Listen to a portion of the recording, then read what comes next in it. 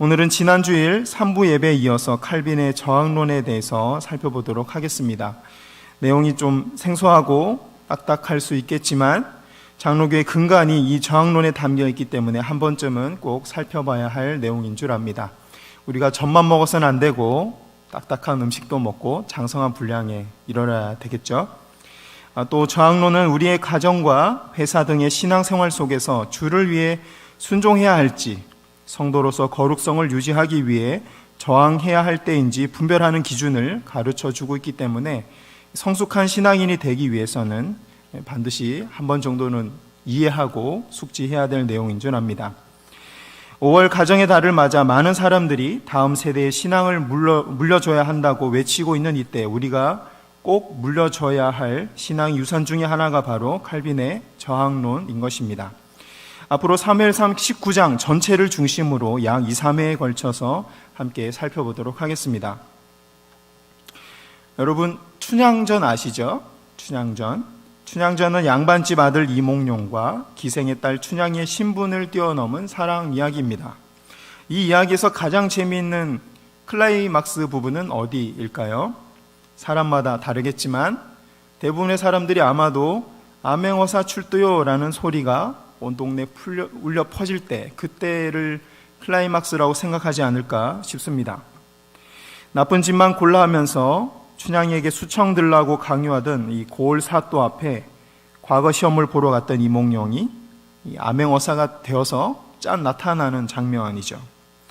우리는 이 이야기를 한 100번은 들었을 텐데도 이 장면에서 또다시 통쾌함을 느끼게 됩니다. 왜냐하면 부정을 행한 사람들의 죄가 만천하에 드러나고 그동안 고을 사또의 부당한 요구를 거절하고 견뎌왔던 이 춘향이의 억울함이 풀어지는 이 순간이기 때문이죠. 영적인 눈으로 보면 이 날은 이 땅에서 살아남기 위해 죄에 동조하고 묵인했던 사람들에게 심판의 날을 상징합니다. 예수님 오실 마지막 날도 같은 상황이 벌어지겠죠. 반대로 서로를 향한 신뢰와 사랑을 지키고 옳은 길에서 떠나지 않기 위해 이 세상에 저항하며 멸시 천대를 견뎌낸 이 성도들에게는 억울함을 풀어버리는 신원의 날, 구원의 날이 될 것입니다. 성경에는 춘향이처럼 신앙의 지조를 지키기 위해 세상 권세자들이나 종교 지도자들에게 이 저항했던 사람들이 참 많이 기록되어 있습니다. 그런데 이상하게도 사도 바울은 로마서 13장 1절, 2절에서 이 권세에 순종하라고 말씀하고 있습니다. 제가 읽어드리겠습니다. 각 사람은 위에 있는 권세들에게 복종하라. 권세는 하나님으로부터 나지 않음이 없나니 모든 권세는 다 하나님께서 정하신 바라. 그러므로 권세를 거스르는 자는 하나님의 명을 거스름이니 거스르는 자들은 심판을 자취하리라. 세상 권세에 순종하라고, 모든 권세에 순종하라고 이야기하고 있죠. 근데 반대로 사도 베드로는 사도행전 5장 29절에서 찾아보진 않겠습니다. 사람보다 하나님께 순종하는 것이 더 마땅하니라 라고 말씀합니다. 하나님의 법을 지키기 위해 세상 법을 어기겠다라고 선포하고 있는 것이죠. 한편 예수님과 제자들은 악한 종교 지도자들에게 죽기까지 저항하고 믿음을 지켰습니다. 사도 바울은 권세에 복종하라 이야기했고 베드로는 저항해야 된다, 세상 권세에 저항해야 된다 이야기했고 예수님과 제자들은 종교 지도자들에게 죽기까지 저항했습니다. 도대체 그리스도인들은 어떤 권세에 복종하고 어떤 권세에 저항해야 하는 걸까요? 이것이야말로 그리스도인들이 신앙생활에서 매 순간 고민하고 분별해야 할 가장 중요한 문제 중에 하나일 것입니다. 우리 장로교를 세운 칼빈 목사님은 이 문제에 대해 먼저 고민하셨고 부당한 권세에 맞서 싸우는 기독교 저항 정신을 가르치셨습니다. 또 이 기독교 저항 정신 덕분에 이 타락한 카톨릭으로부터 개신교가 독립해 나올 수 있었고 종교 개혁이 일어날 수 있었습니다. 또 이 기독교 저항 정신 덕분에 여러분들이 잘 아시는 프랑스 혁명이 일어날 수 있었던 것입니다.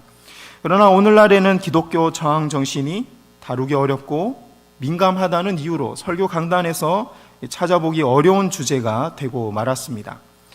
우리 장로교를 탄생시키는 데 결정적인 역할을 했던 이 저항 정신에 대한 고민이 사라져 버린 것이죠. 그 결과 오늘날 그리스도인들은 히브리서 2장 1절이 말씀하는 것처럼 세상 풍조에 떠밀려 가고, 그래서 세상 사람들과 별반 다르지 않는 삶을 사는 그런 그리스도인이 되고 말았습니다. 주 앞에 더 이상 저항하지 못하는 무기력한 그리스도인의 모습, 거룩성을 잃어버린 그리스도인의 모습을 너무 많이 보여주고 있죠. 그래서 세상 사람들에게 손가락질을 이 교회가 받고 있고 예수님의 이름이 손가락질을 받게 된 것입니다. 여러분이 보고 계신 유럽 교회, 미국 교회, 그리고 오늘날 한국 교회가 처해 있는 현실이 바로 그 실제적인 예라고 할 수 있겠습니다. 도대체 그리스도인들은 어떤 권세에 순종하고 어떤 권세에 저항해야 하는 걸까요? 순종은 언제 해야 하고 저항은 언제 해야 할까요? 오늘 본문 사무엘상 19장에서는 하나님께서 세우신 사울 왕의 권세에 저항하고 불순종하는 4명의 사람이 등장합니다. 그 사람들은 바로 사울 왕의 아들 요나단, 사울 왕의 딸 미갈, 그리고 사울의 신하였던 다윗, 그리고 마지막으로 선지자 사무엘. 19장 전체에서 이 4명이 사울 왕에게 저항하는 모습을 보여주고 있습니다. 이 사람들의 저항 정신을 차례대로 살펴보고 그리스도인들이 가져야 할 저항 정신은 무엇인지 함께 고민해 보는 시간을 가지기를 원합니다. 오늘은 사울 왕에 관한 이야기만 살펴보도록 하겠습니다. 먼저 본문 해석에 대한 이해를 돕기 위해서 칼빈의 저항 정신을 아주 간단하게 4가지로 요약해서 설명드리겠습니다. 간단하게 메모하고 앞으로 설교를 이어서 들으시면 이해하기 훨씬 좋으실 것 같습니다. 칼빈의 저항 정신을 4가지로 요약하면 다음과 같습니다. 첫째, 정치 지도자든지 종교 지도자든지 간에 이 각자에게 맡겨진 권세가 하나님으로부터 왔다는 것을 기억하고 서로 겸손하게 섬겨야 합니다. 종교 지도자, 사회 정치 지도자, 하나님으로부터 권세를 받았기 때문에 서로 섬겨야 합니다. 하나님의 말씀은 진리고 세상의 법보다 우선해서 지켜야 할 법입니다. 우리는 그렇게 믿고 있죠. 그렇다고 해서 말씀을 맡은 사람이 더 귀하고 다른 일을 맡은 사람은 열등하다고 평가절하해서는 안 됩니다. 정치 지도자든지 종교 지도자든지 간에 그 안에 있는 권세는 모두 하나님으로부터 온 것이기 때문이죠. 그러므로 서로 존중하고 서로 겸손하게 섬겨야 하는 것입니다. 마찬가지로 하나님께서 지위에 따라서 높고 낮은 직분과 크고 작은 권세를 주셨을지라도 각 사람 안에 있는 권세는 하나님으로부터 온 것이기 때문에 서로 존중해야 합니다. 직분이 낮고 은사가 작고 나이가 어리더라도 그 사람에게 맡겨진 권세는 하나님으로부터 온 것이기 때문에 존중해야 하는 것이죠. 하지만 이렇게 완벽한 리더나 완벽한 공동체는 이 세상에 존재하지 않습니다. 그래서 우리가 살아가는 세상에는 늘 부당한 권위자가 위에 있을 수밖에 없는 것이죠. 여기서 말하는 부당한 권위자란 높고 먼 곳에만 있는 것이 아닙니다. 제가 학교 다닐 때를 떠올려 보니까 마음에 들었던 선생님이 별로 없어요. 한두 명밖에 없었어요. 그리고 사춘기 때는 왜 그렇게 엄마 아빠가 못마땅한지 부당한 권위자처럼 보였는지 모르겠습니다. 여러분들 입장에서는 직장 상사가 될 수도 있고 또 자녀들 입장에서는 내 마음을 몰라주는 부모님이 부당한 권위자처럼 보일 수도 있을 것입니다. 그러니까 부당한 권위자, 자기 권세를 제대로 이행하지 못하는 그 부당한 권위자가 멀리 있는 게 아니라 바로 가까이에 있고 또한 내가 그 사람이 될 수도 있는 것이죠. 칼빈의 저항 정신의 첫 번째는 이러한 내용들에 있어서 우선 서로 안에 있는 권세가 하나님으로부터 온 것이기 때문에 서로 존중해야 된다라고 말을 했습니다. 칼빈의 저항론이 두 번째로 말하는 것은 하나님께서 나에게 맡겨주신 영역을 하나님께서 다스릴 때처럼 공의롭고 사랑이 가득하도록 다스려야 한다는 것입니다. 두 번째는 하나님께서 나에게 맡겨주신 영역을 마치 하나님이 다스리실 때처럼 공의롭고 사랑이 가득하도록 다스려야 한다는 것입니다. 부당한 권위자가 위에 있더라도 리더나 직분을 맡은 사람이라면 하나님께서 맡겨주신 영역을 하나님께서 다스리실 때처럼 거룩성을 유지하기 위해서 하나님께서 나에게 맡겨주신 권세로 저항하거나 때로는 순종하고 그 맡겨진 영역을 거룩하게 잘 가꾸어 가야 한다라는 겁니다. 이를 위해서 그 영역을 다스릴 권세를 각자에게 맡겨주셨다는 것이죠. 예를 들어 어떤 회사의 감사위원으로서 일하게 됐다면 그 회사 안에 재정이나 비리들이 일어나지 않도록 맡겨진 권세를 사용해야 할 것입니다. 설사 더 높은 지위와 권세를 가진 사람이 압력을 가하더라도 자신에게 맡겨진 영역을 마치 하나님이 다스리시는 것처럼 공의롭게 만들기 위해 노력하고 저항을 해야 되는 것이죠. 설사 그 과정에서 불이익이 생긴다고 하더라도 하나님이 이 일을 나에게 맡기셨다는 그 사명감을 가지고 인내하며 견뎌야 할 것입니다. 그래서 사도들이 죽어갔고 그래서 수많은 교부들이 죽어간 것이겠죠. 세 번째로 기억해야 할 것은 부당한 권위자가 위에 있을 때 개인으로서는 하나님이 허락하신 징계나 훈련의 과정으로 이해하고 순복해야 한다라는 것입니다. 부당한 권위자가 위에 있더라도 개인으로서는 하나님이 허락하신 징계나 훈련의 과정으로 이해하고 순종하고 순복해야 한다는 점입니다. 개인에게 맡겨진 공적인 권위와 직분으로는 부당한 권위에 저항을 해야 하지만 개인적인 취향이나 성격의 문제, 이런 류의 문제라면 하나님이 허락하신 훈련의 과정으로 이해하고 순종하고 인내해야 된다는 것이죠. 조금 전에 예로 들었던 감사위원의 경우에 공적인 회사 업무를 볼 때는 개인에 맡겨진 권위로 부당한 권위에 저항해야겠지만 직장 동료 간의 개인적인 취향의 문제 또는 일하는 방법의 문제라면 본인이 인내하고 사랑으로 품어야 한다는 것입니다. 마지막으로 네 번째 기억해야 할 것은 위에 있는 부당한 권위자가 개인의 신앙을 빼앗으려 한다면 개인은 저항할 수 있다는 것입니다. 이것이 칼빈이 말한 저항론의 핵심 중에 하나입니다. 부당한 권위자가 개인의 신앙을 빼앗으려 할 때 목숨을 걸고서라도 저항을 해야 한다는 것이죠. 마치 저 북한이나 중국에서 신앙생활하는 사람들이 목숨을 걸고 정부에 저항하면서까지 예배를 지켜가고 본인들의 신앙을 지켜가는 그런 모습이 바로 참된 저항의 모습이라고 할 수 있을 것입니다. 다시 정리해보면 첫째, 각자에게 맡겨진 권세는 모두 하나님으로부터 온 것이기 때문에 지위와 상관없이 서로 존중받아야 합니다. 둘째, 각자에게 권세를 맡겨주신 이유는 각자에게 맡겨진 영역이 하나님이 다스리실 때처럼 거룩하고 공의로워지도록 하기 위함입니다. 공적인 권세를 맡은 사람은 맡겨진 영역의 거룩성이 훼손되지 않도록 저항해야 할 의무가 있는 것입니다. 셋째로, 부당한 권위자가 위에 있을 때 개인으로서는 하나님이 허락하신 훈련의 과정으로 알고 순종해야 합니다. 넷째, 부당한 권위자가 신앙을 빼앗으려 할 때는 개인도 저항을 하고 끝까지 믿음을 지켜야 할 것입니다. 쉽죠? 아멘. 이제 말씀을 들어가 보겠습니다.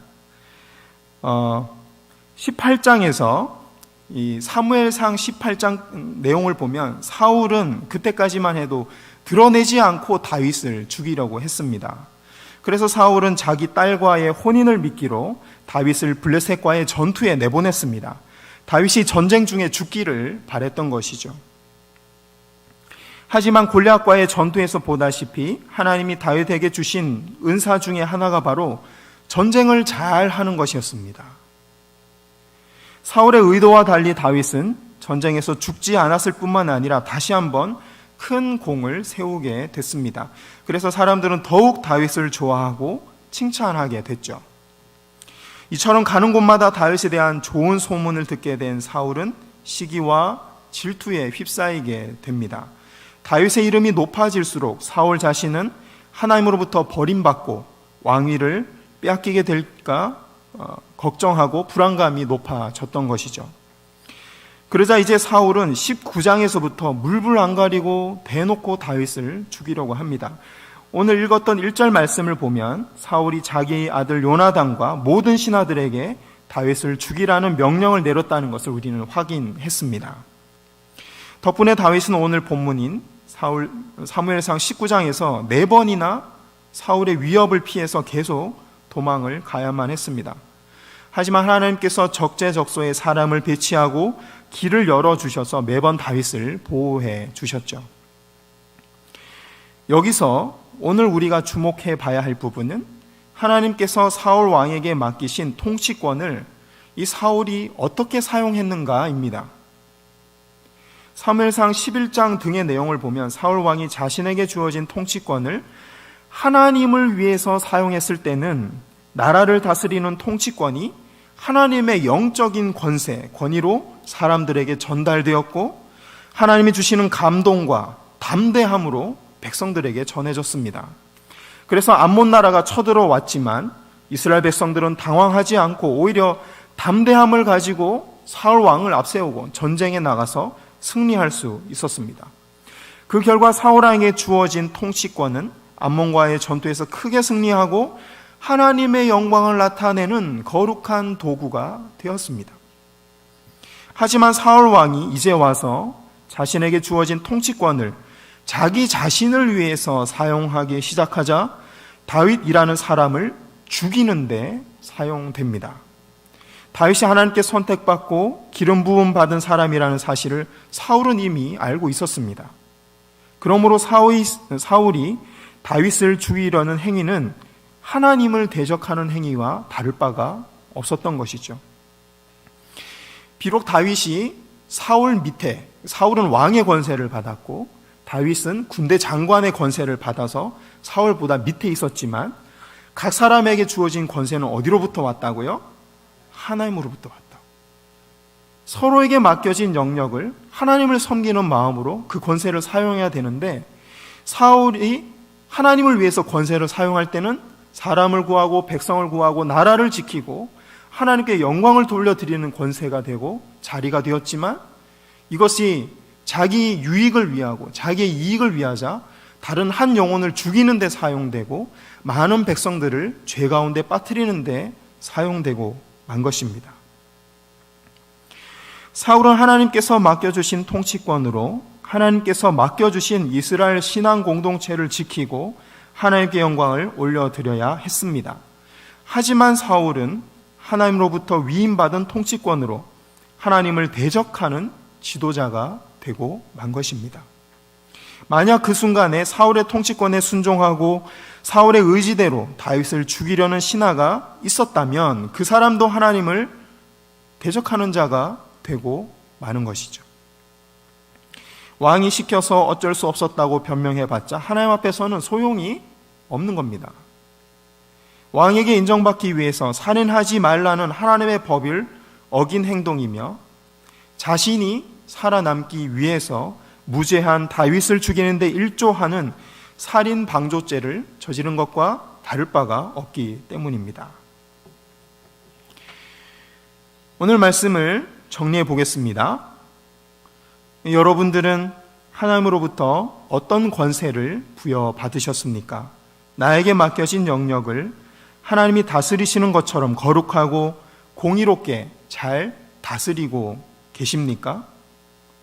가장 먼저 나에게 맡겨주신 곳은 아마도 가정이고 자녀일 것입니다.